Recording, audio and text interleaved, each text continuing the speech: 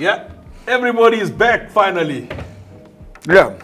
Good day, everybody. Welcome to it. Conversation with Brian Fut-Afrique. I'm joined here by the legends in the corner, Jane McGregor. Good to be here again, guys. Happy New Year, by the way. Happy New Year, gents. Cherere.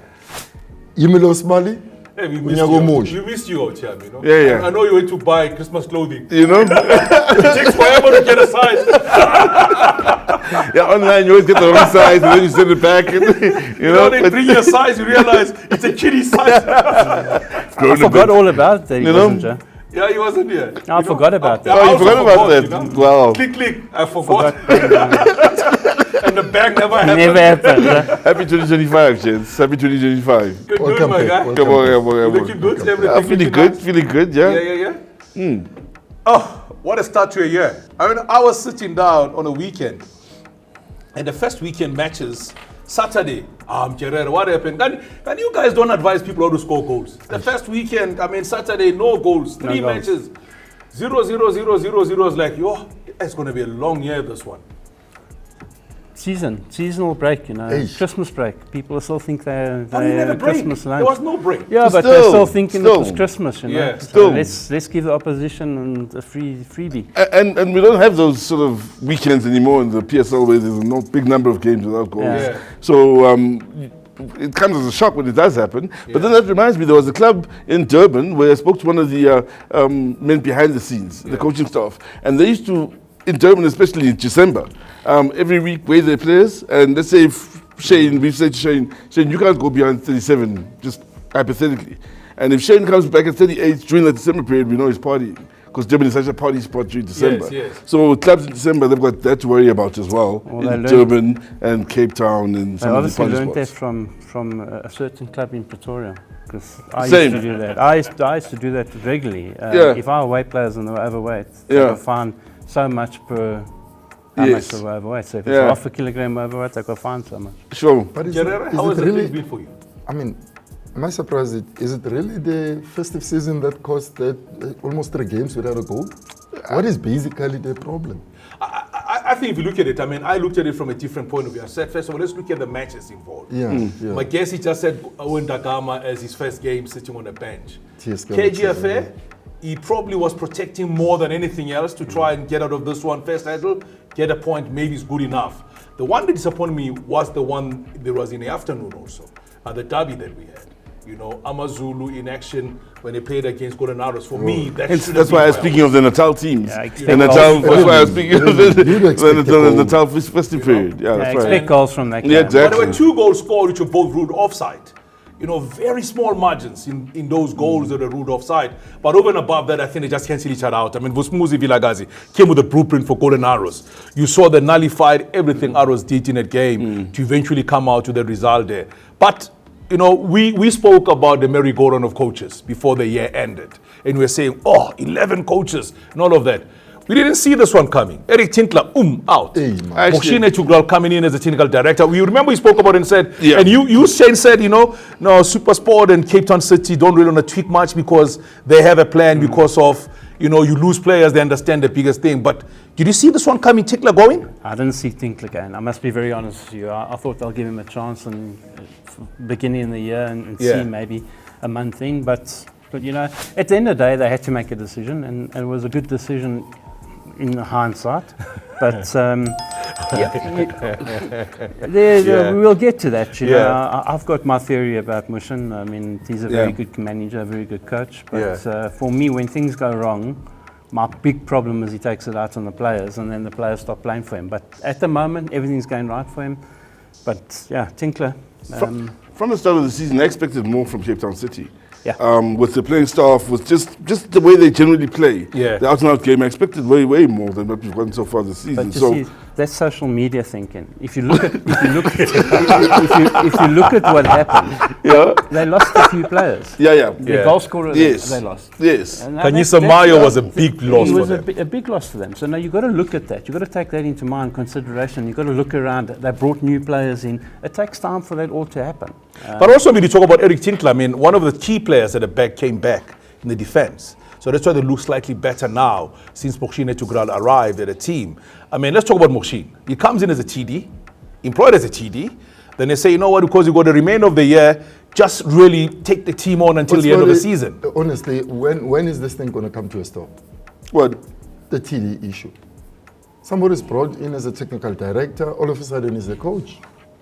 When is it going to happen? Now, what is it? The issue now with Marumo Gallants. Same, yeah. It's the same thing. And then the coach had to be put on a special leave. Special leave. But Pat has given a route awakening after the special leave. You see now, these are the things that I normally look at and say, what kind of football are we running here in South Africa? Because we're not going to go anywhere. But also, we need to change some of the things. It's nice as a new coach to come in and you're playing against a team like Pirates. As a new coach, not a new technical director. As a new coach now. And Pirates and Chiefs, because your players are motivated already for a talented team. They're already motivated, and they'll play outside of their skins against those two teams. You start to find out how things will go after these two games, going forward, when reality sets in. But that's the thing with reality and with him is, you always do it. He always does that in the beginning. And you'll get going, you'll get results, you'll get teams playing well, and then things start going a little bit wrong. They lose a game or two. That's when the problem comes in, because then he starts taking it out on players, and then players lose interest in playing for him, and that's the big problem. Kenyans as one that comes to mind some years ago. I remember that. I remember there was a huge fallout with Kenyans, and Kenyans never wanted to play for a team he's coaching ever since then. They're playing, working together again later on, I think at Ajax, but Kenyans had made that statement, the Chiefs. Let's talk about this. I mean, Mamelodi Sundowns coach. I mean, we're going to digress a bit. We'll come back to the Premier Division. Mamelodi Sundowns coach starts off his first game, win against Raja, go 3 matches in a row, winning also 1-0, 1-0, and 2-0 in those matches. Then he goes away to Raja. Then reality sets in. Lose his first game. Yeah. Pirates then finds themselves playing in the Champions League as well. They win their game by 3 goals to put themselves in a very good position to advance to the quarterfinals. I never saw Pirates losing against Cape Town. I know they don't have a good record against Cape Town City Football Club. But given the fact that they just have a new coach, I just never saw Pirates going there and losing. What happened there? I just want to say this with Pirates, and I don't know if you guys have picked it up. With Sundowns, when we've criticized them so far this season, is when they've changed their starting lineup to accommodate for the different competitions. Pirates haven't done that. No. And here they are now, in the middle of the group stages of the Champions League, where they're having to win games to survive. The pressure's on now in the group stages. The pressure's also on locally. Having played one final already, bombed out of the qualifying knockout, but you're playing the same team, more or less. And I think it's catching up to them not having rotated players, which Sundowns were criticized for earlier on when they've lost games when they shouldn't have lost, when they were rotating players. Pirates are going to find themselves struggling even more, I think, going forward from this point on, for not having rotated players. Shane? My looking at, if you look at Sundowns, they were rotating too many players at one time. So they were doing it. I thought it's a good thing to rotate players because you keep players fresh, but they were doing it far too much. There were far too many changes made. I don't know why Pirates aren't. They've got a good squad. They've got the players. Big squad too, I'm not sure. My worry is now, is the coach saying the rest of the players aren't good enough to play? The rest of the players aren't at that standard? What is he saying by playing the same team all the time? You can only play a certain amount of games with all the travelling, with everything around. You become fatigued. Look at Stellenbosch. Same thing. They haven't got a big squad, so they have to play those players. They are fatigued. They are tired. So why he hasn't done it at the Pirates, I'm not too sure. So is he saying to the Pirates players, step up so you can play, or what's he saying, that they're not good enough to be in the first 11? But that I can give credit to, I don't know, the coach or the TD of Cape Town City.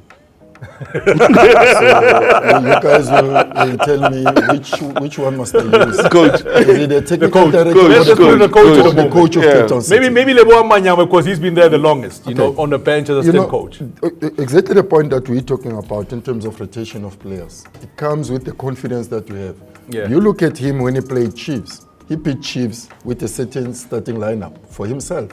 But when he goes to play another giant in Orlando Pirates, he had 3 subs. He had to change players. So that's the confidence that the coach can show to say, I want to see all the players in games that are more pressure to him. But he did it. And that's the credit that I can give to Ertugral for what he did in the 2 games playing against Pirates and Chiefs concerning the starting lineup. But to say he wants to see the players. Jerry, that's experience. If you look the way he played against Chiefs, he caught them on the counter because he knew Chiefs can't handle the counter attack. That's and that's what if you look at the goal, it was a counter attack, quick ball, boom, boom.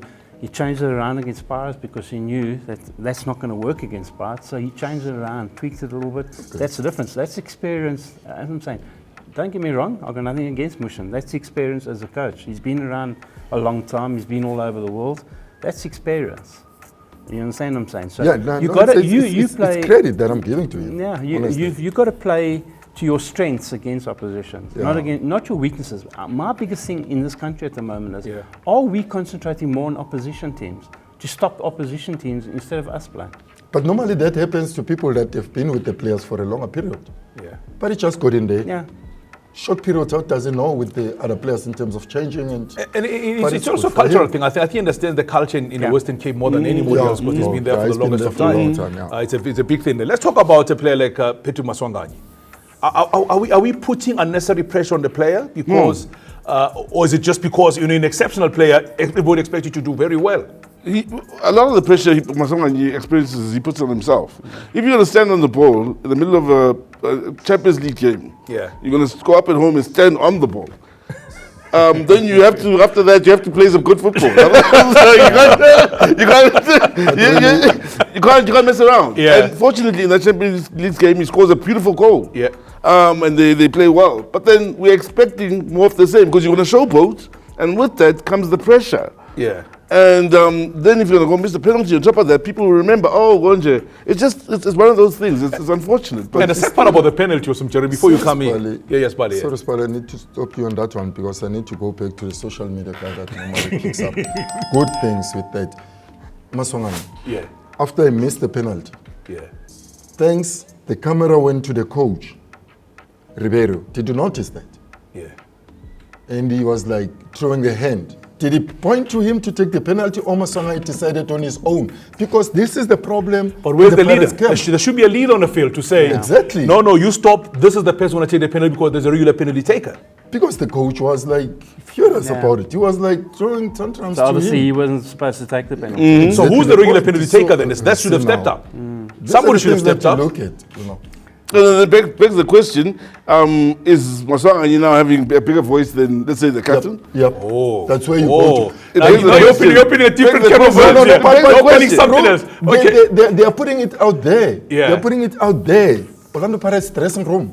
Things that are happening there. No, I've seen it a lot of times where I remember there was one Danny where he came out and he went out and literally argued and they had to come back and they did. Some of the moments when you see those, they came back to win those matches. So I think it's always going to be two sides of a coin if you look at it at the end of the day. But, you know, it's always said when I sit here and we're going to talk about admin issues, we're going to talk about issues in the boardrooms, nothing to do with football.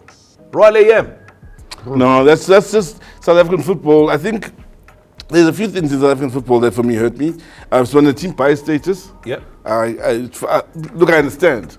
Maybe other teams are struggling as well to stay in the top flight like Royal AM right now. Someone might have to buy their status in the future. I hate that, but it's the result. Yeah, it's a reality. It doesn't look good for the league because sometimes you've got clubs that have zero supporters that nobody knows. Almost getting into the top league via the back door, sharp. Yeah. Secondly, you can't have a team that's in the top flight of South African football having problems that Royal AM is having. Where December comes, now we play through December, keep in mind now. Yeah. And you haven't paid your players. And I know you want a Matanda Kishi and you couldn't get one. You know what I mean? Like, you can't at this stage of the game, and then with the money that's flowing around in South African football, have situations where players are worried about kids going to school in January, whether school fees is paid. Like the normal, we can't. Not a top flight of football. Can I put Mark Tack on it? Yeah. There's two things in life that are certainties: death and taxes. Oh well, yes. Sorted. Okay, let us move on. Let's look at the weekend that's coming up. We got matches that are coming up. Makesi against AmaZulu. Who do you think will win that one? AmaZulu. No, AmaZulu. I'm worried about AmaZulu. You know, have they got to the ceiling where the honeymoon period is over for the coaches? Makesi's struggling, trying to fight. Draw on the cards. Marumo Gallants versus Cape Town City? City. Draw. Kaizer Chiefs on Sunday against Golden Arrows. Chiefs will win. Chiefs will win? Yep. The Battle of the United, Cocoon against Super Sport? You say Golden Arrows? Okay. Draw. Okay, so you say Chiefs will win, draw, Golden Arrows. Who did he play for this guy? Super Sport United versus Sekhukhune United. Which one there? Sekhukhune. Yeah, I've done Sekhukhune lately. They're very well organized. I say draw. General, but you got a player at Sekhukhune, you know, you just said they just two played. You got two players, players, you know? but, you don't even showing confidence there. Baba, not with Kevin Hunt. hey, not with And Kevin Grobler's Hunt. back, eh? Yeah, Grobler is back. He Hey, makes not a big with Kevin difference, Hunt, huh? bro. Makes a big he's huge. difference. I'm like, it's going to be a draw. I wanted to be on the side of Kevin Hunt, but Yeah. a draw. Can take I a draw. feel sorry for Grobler over the years. Not just now, over the years, throughout his career, with the injuries. I think a hell of a player. Yeah, I spoke to his father. Les will tell you, I mean, Hell of a player. there's so much this boy can actually deliver if he stays injury free, which is where the problem is at the moment. Sundowns in action against Maniema, they are away. Where do you see this one going? Sundowns Sundowns. Sundowns have to win. Yeah. Simple. Pirates against Sierra I say Bullets, draw. they are playing at home. I think it's going to be a draw, eh? Pirates, game. For me, Pirates, if you look at the conversion rate, Pirates create a lot, they score very few. Yeah. And at this stage, against this squad of opposition, they'll create 2 and score 2 and sit, those guys. You know, so I draw. disagree. I think Pirates will win. No, Right. no, no, I no. hope Raise they the win. game. Raise the Draw. game and win. I love it when you don't agree in the studio. That's very interesting. I'm going to say that's all the time we have for you. Conversation with Brian. I know what. One thing for sure that we're guaranteed is that by the time we return here next week, there might be another coach. I mean, you coaching change somewhere. Until next week, have yourself a super one.